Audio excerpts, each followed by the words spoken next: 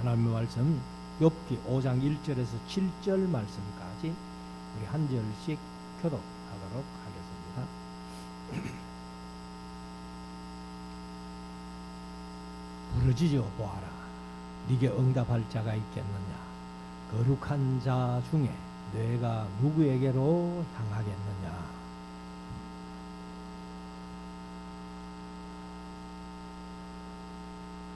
내가 미련한 자의 뿌리 박는 것을 보고 그 집을 당장에 저주하였노라.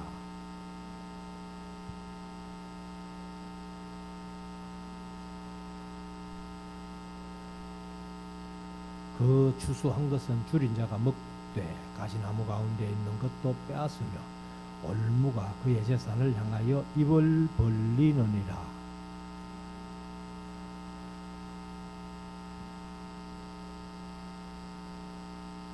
같이 읽읍시다. 인생은 고난을 위하여 났나니 불티가 위로 나름 같으니라. 아멘. 이제 우리 말씀을 묵상하는 시간인데요. 오늘은 욥기 5장 말씀을 우리가 함께 나누기를 원합니다. 1장, 2장에서 욥이 두 가지 큰 시험을 받았습니다. 재산 다 잃고 10남매 자식들을 한꺼번에 다 잃는 그러한 시험. 그 다음에 두 번째는 발바닥부터 정수리까지 온몸에 각창이 나는 그러한 시험.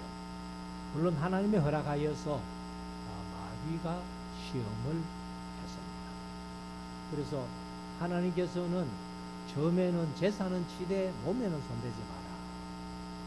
그리고 두 번째는 몸을 치되 생명에는 손대지 마라. 이렇게 이제 조건을 걸어서 하나님께서 마귀를 통해서 욥을 시험을 하셨던 것을 볼 수가 있습니다. 그런데 이제 이 두 가지 시험은 욥이 잘 견뎌냈어요. 견뎌냈는데 세 번째 시험을 제가 늘 말씀드렸습니다.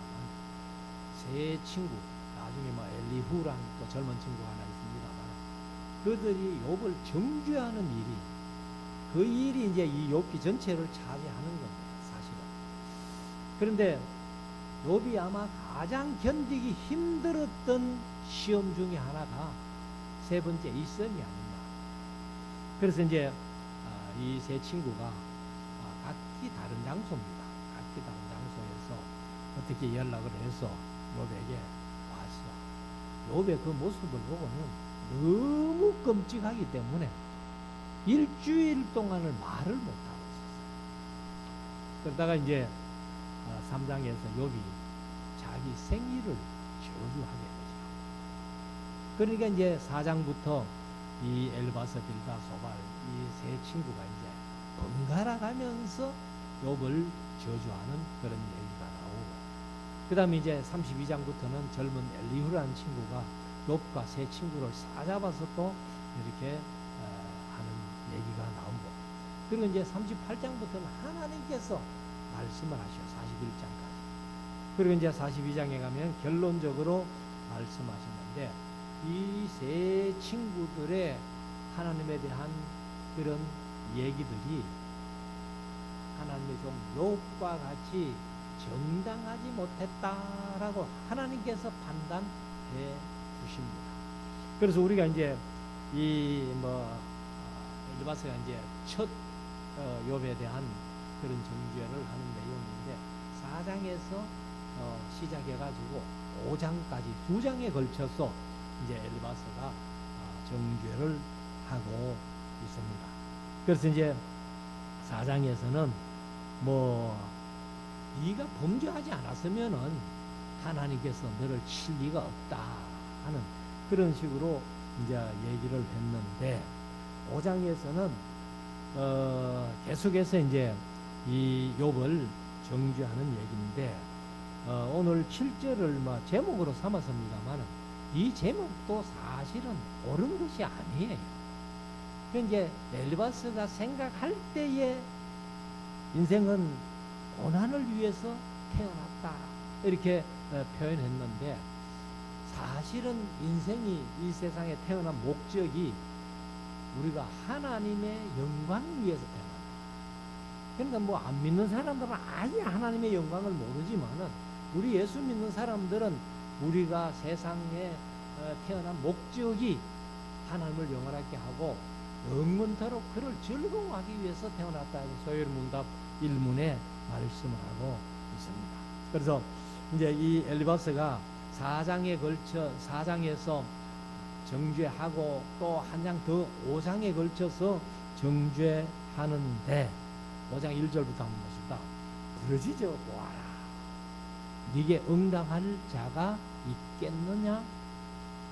그럼 사실 이제 엘리바스도 부르짖어 보라, 네가 기도해봐라 하는 얘기가 뭐겠어요?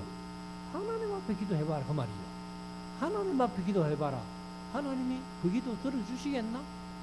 네가 죄악을 범해서 이렇게 시험을 받았는데, 그런데 하나님이 그 들어주시겠나 그 말이죠.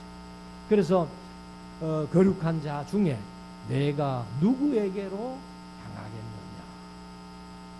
그러면 욥은 당연히 하나님께로 향하는데, 아마도 엘리바스는 네가 하나님 앞에 기도할 자격도 없다, 막 이런 마음이 깔려 있는 것 같아요. 그래서 2절에 가면은 분노가 미련한 자를 죽이고 시기가 어리석은 자를 멸하느니라. 이제 욥이 자기 생일을 저주하고 뭐 이렇게 하니까 이제 욥이 막 분해 가지고 하는 것으로 엘리바스가 이제 느낀 거예요. 그러니까 분노가 이제 미련한 자를 죽이고 시기가 어리석은 자를 멸한다. 3절 내가 미련한 자의 뿌리 박는 것을 보고 그 집을 당장에 저주하였노라. 이것은 이제 내가 이제 그 미련한 자의 뿌리 박는 것을 보고 그 집을 저주했듯이, 나도 지금 너한테 하는 얘기가 너를 저주하고 싶다 그 말이죠. 그래서 4절에 그 자식들은 평안한 데서 멀리 떠나고, 그러니까 이제 미련한 자의 뿌리 박는 그런 모습. 그러니까 뿌리 박는다는, 미련한 자가 뿌리 박는다는 것은 결국은 죄악을 얘기를 하거든요. 그러니까 죄악을 얘기를 하니까 이 죄악을 범한 그 자식들은 평안한 데서 멀리 떠나고 성문에서 눌리나 구하는 자가 없더라.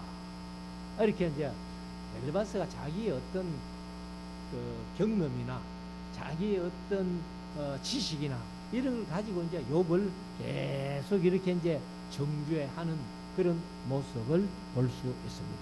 5절 그 추수한 것은 줄인 자가 먹되 가지나무 가운데 있는 것도 빼앗으며 올무가 그의 재산을 향하여 입을 벌리느니라.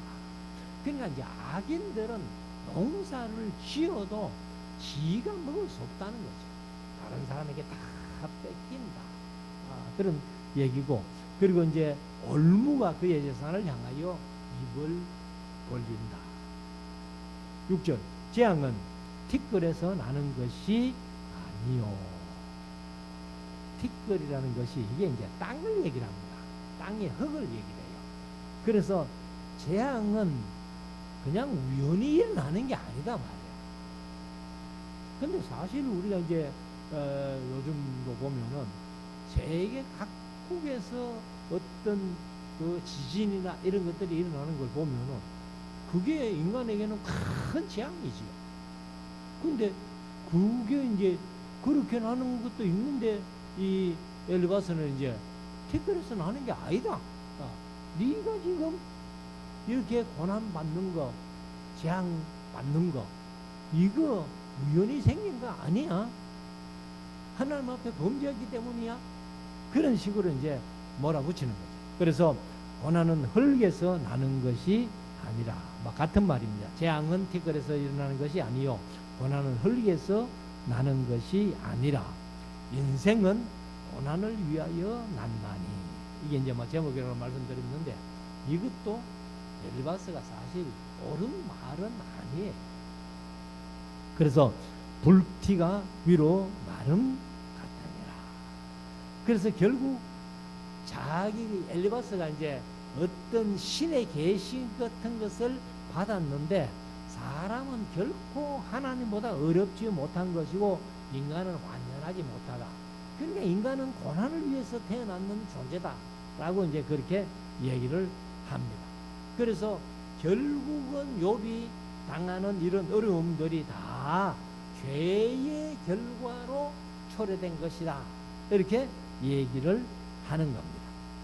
그래서 이제 8절에 가면은 나 같으면 내가 욥 너라면 그 말이죠. 나 같으면 하나님께 구하고 내 일을 하나님께 의탁하리라. 네 어려움 당하는 거 이런 고난을 하나님 앞에 한번 기도해봐라. 그리고 그 당하는 일을 내 같으면 하나님 앞에 의탁한다.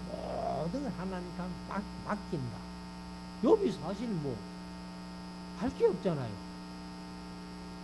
할 수 없는 욥은 그래도 하나님을 경외하면서 신앙으로 살았고 그렇게 하다가 마귀를 통해서 시험을 받는데 하나님이 막 속 시원하게 욥에게 야 내가 마귀 보고 너 시험하라겠다.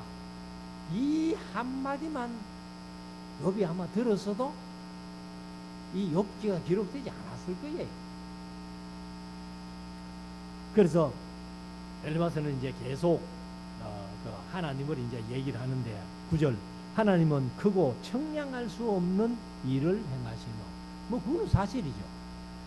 기한 일을 셀 수 없이 행하시나니 이제 기한 일이 기적이나 어떤 이제 이적이나 표적 같은 거 이런 것들을 이제 얘기를 하는데 뭐 사실 성경에 보면 하나님은 뭐 모든 행하시는 일이 천지 만물 창세기 1장에 창조하신부터 이거는 뭐 보통 일이 아니잖아요.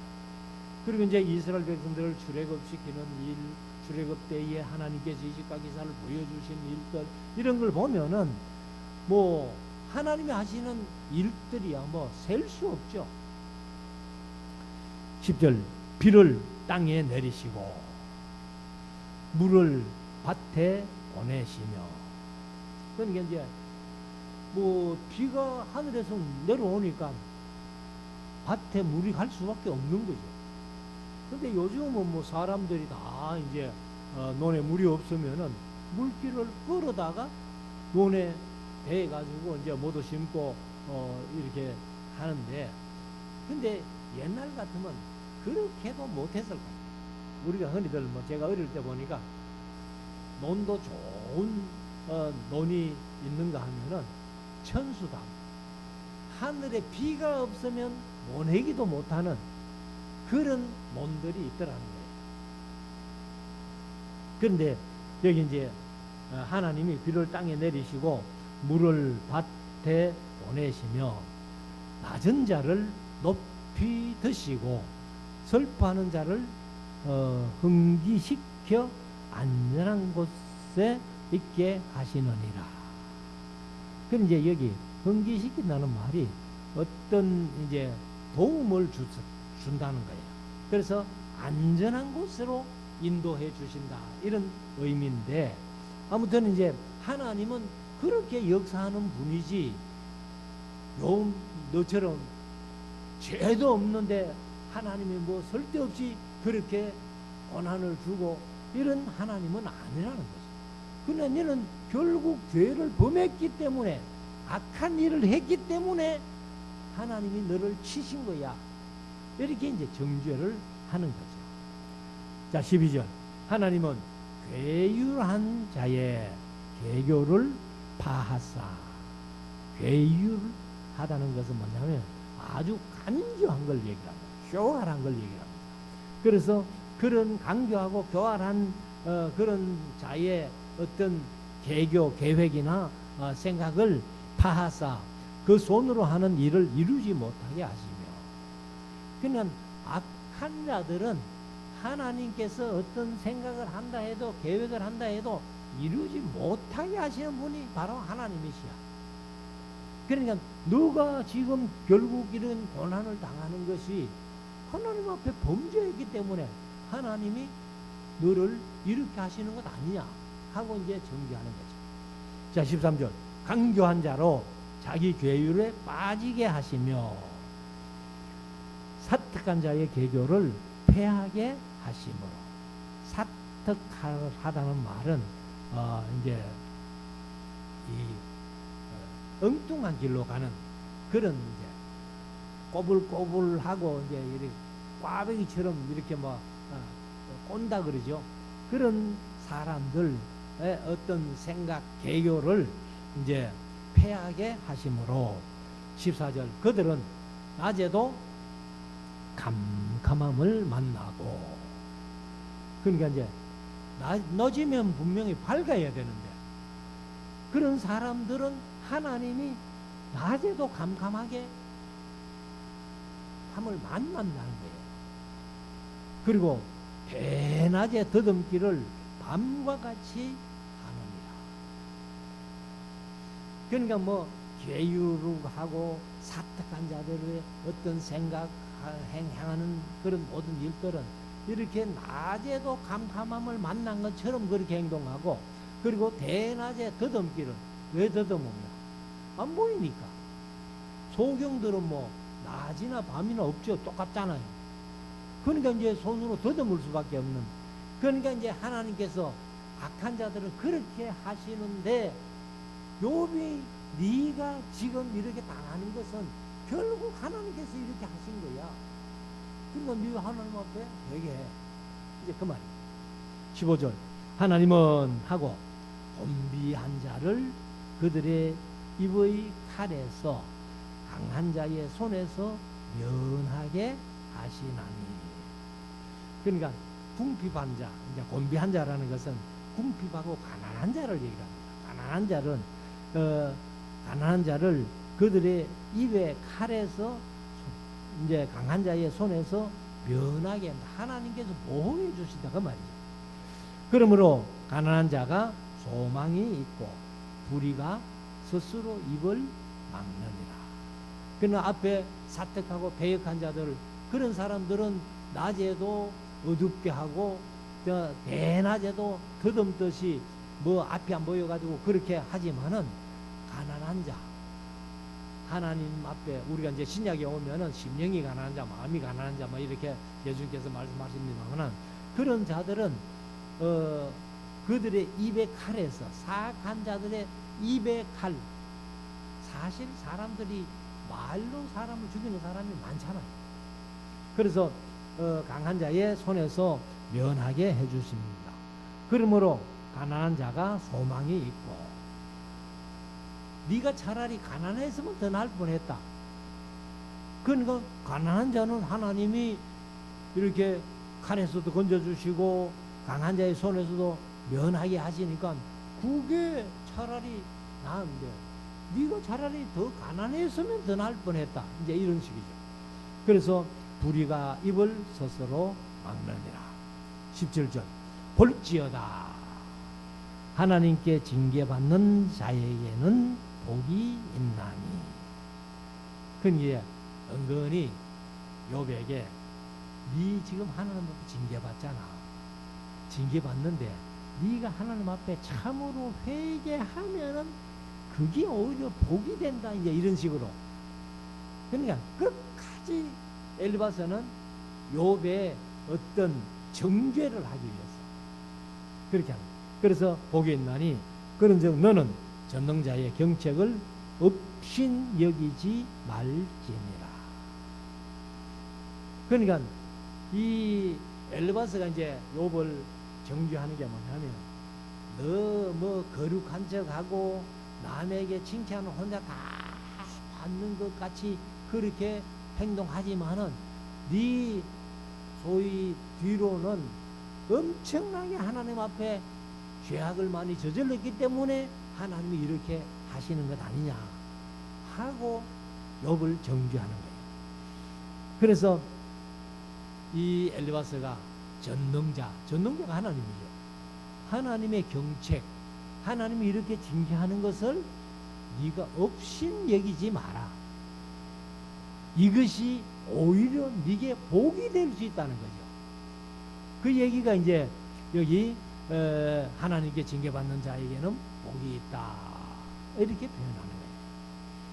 그래서 왜 하나님께 징계받는 자가 복이 있고 전능자의 경책을 업신여기지 말라 하는 거 하면은 18절에 하나님은 아프게 하시다가 사내시며,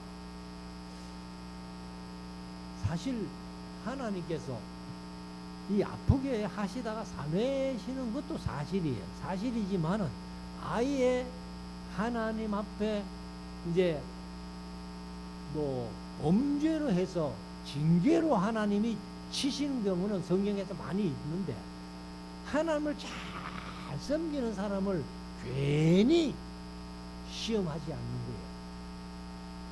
그리고 이제 아프게 하시지 않는 겁니다, 사실은. 그런데 아프게 하시다가 사내시며 상하게 하시다가 그 손으로 고치시나니 하고 이제 은근히 너 하나님 앞에 징계받는 거 그게 오히려 복이 될 수 있다. 그리고 전능자의 경책을 업신여기지 마라. 왜? 하나님은 아프게 하시다가도 사내주시는 하나님, 상하게 하시다가도 그 손으로 고쳐주시는 하나님이기 때문에 네 하나님 앞에 회개만 해라. 그러면은 하나님이 회복시켜 주실 거야. 이제 그런 얘기죠. 그래서 19절에 가면은 6가지 환난에서 너를 구원하시며 7가지 환난이라도 그 재앙이 네게 미치지 않게 하시며, 뭐 지금까지 네 환난 당하는 거, 어려움 당하는 거, 그거 뭐 가지수로 몇 가지 셀 수는 없지만은 6개, 7개 되는 환난도 이기게 하시고 또 그 재앙이 네게 미치지 못하도록 하실 분은 하나님밖에 없으니까 네 하나님 앞에 회개하고 돌아와서 하나님 앞에 복을 받아라 하는 그런 식으로 얘기를 합니다. 20절 기근 때에 죽음에서, 사실 뭐 요셉 시대에 7년 동안 엄청난 흉년이 들어서니까, 그러니까 그때 아마 많은 사람들이 굶어 죽었을 거예요. 그런데 그런 기근 때에라도 죽음에서 건져주시고, 또 전쟁 때에 칼 권세에서 너를 구속하실 터인즉, 그냥 하나님은 그런 분이야. 기근에서도 건져주시고 죽음에서도 건져주시고 칼의 권세에서도 구속해 주시는 그런 하나님이니까 네 하나님 앞에 기도해라, 회개하고 돌아와라, 이제 이런 식이죠. 그래서 네가 혀의 채찍을 피하여 숨을 수가 있고 멸망이 올 때에도 두려워 아니할 것이라. 네가 결국 하나님 앞에 범죄해서 그런데 하나님께로 돌아와서 이제 회개하고 돌아오기만 하면은 하나님께서 다시 회복시켜 주실 거야.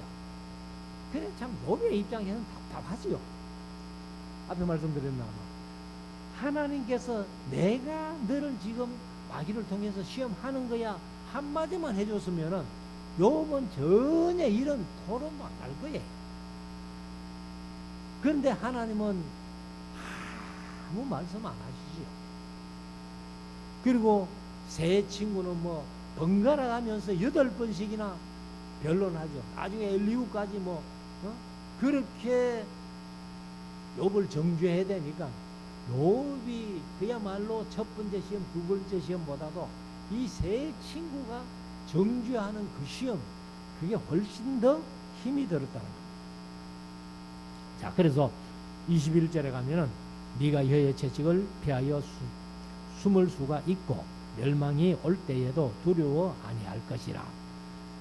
네가 멸망과 기근을 비웃으며 덜 짐승을 두려워 아니할 것은, 그러니까 네가 이제 하나님 앞에 회개하고 돌아와서 한번 믿음으로 그렇게 살면은 이 멸망과 기근을 비우게 될 것이다.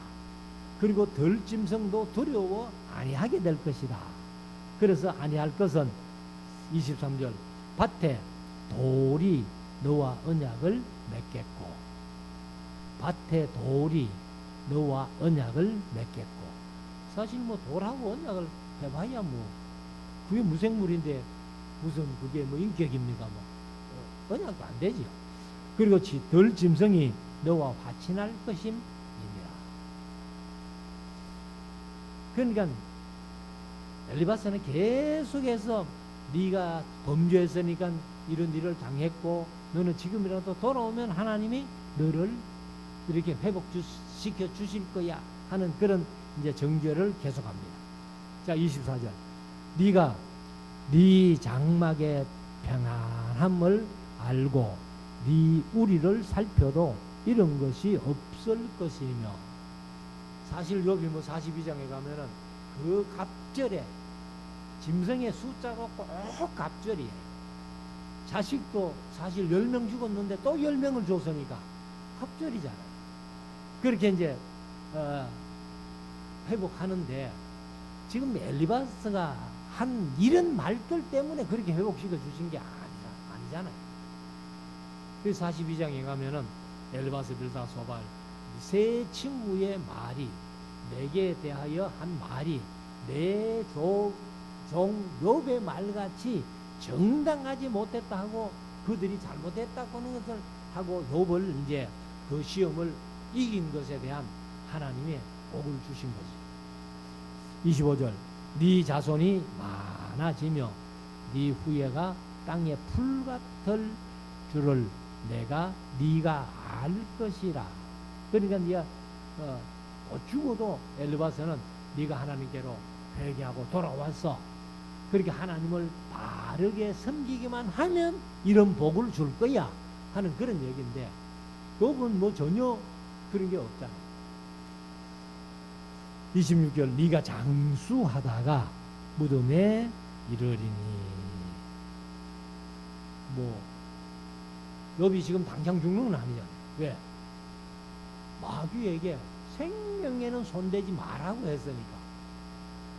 그러니까 육신의 그 발바닥부터 정수리까지 악창이 나가지고 방에도 있을 수 없고 재무덤에 가가지고 귀와 쪼각으로 그 가려운 부분을 뻑뻑 끌고 있지만은 욥이 죽을 일은 없잖아요. 하나님이 마귀에게 그걸 허락 안 했거든. 그래서 결국 이제 42장에 가면은 욥이 오래 삽니다. 한 200 수십 년을 그렇게 살아요. 그래서 네가 장수하다가 무덤에 이르리니 곡식 단이 거기 안에 운반되어 올리움 같으리라. 그럼 이제 곡식이 제때에 베어져 가지고 말려 가지고 그 다음에 이제 그 당시에 뭐가 있었겠어요? 뭐 차나 이런 것들은 없고 그냥 뭐 아무튼 이제 곡식 단을 이렇게 기한 내에 운반해가지고 타작해서 이제 먹는 것처럼 그렇게 형통할 거라 그 말이죠. 장수할 뿐만 아니라 형통할 것이다. 27절 볼지어다 하고 우리의 연구한 바가 이 같으니. 그러니까 이제 엘리바스는 이론적으로는 맞는 것 같아요. 이론적으로는 맞는 것 같은데 자기들이 연구한 게 이거라는 거죠. 결국 연구한 게 뭡니까? 네가 하나님 앞에 범죄했기 때문에 하나님께서 너를 치시고 징계하신 거야. 그러면 지금이라도 하나님 앞에 회개하고 오면은 하나님이 이런 복을 주실 것이다 하면서 우리의 연구한 바가 이 같으니 너는 듣고 네게 유익된 줄 알지니라. 근데 욥이 엘리바스의 이 말이 위로가 되고 유익이 될까요? 유익이 하나도 안 되죠. 욥에게는 하나도 유익이 안 되는데 엘리바스는 자기의 연구한 거, 어떤 인생 철학 이런 것들을 가지고 나름대로 지 생각대로 얘기한 거죠.